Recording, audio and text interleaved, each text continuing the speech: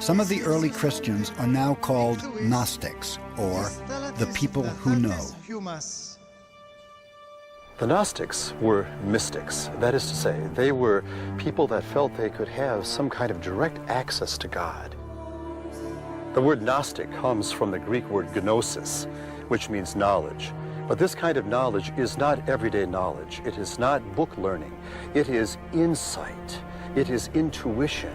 It is that ability to know something about yourself, to know that you have a spark of the divine inside of you, and to recognize the God that you profess to be, the God that is outside, is the same as that spark of the divine that is within you. And many of the Gnostics were Christians.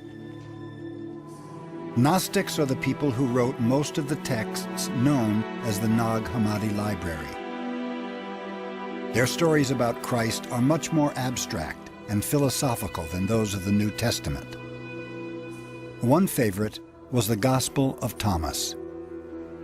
Kihi vasiliatu theo entos human estikaktos hos an hefton noin taften hevrisi kihot humis heaftus na insusite etisite hoti hu este humis tu patros tut sontos.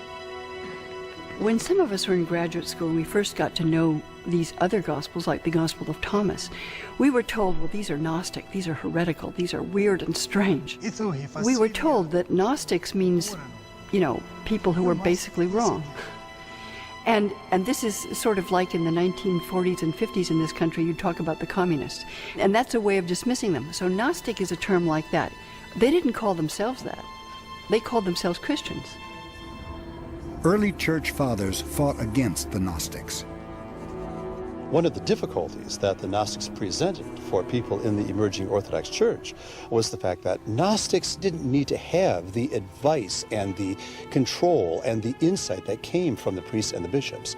They had that insight in themselves, and that bothered the church leaders.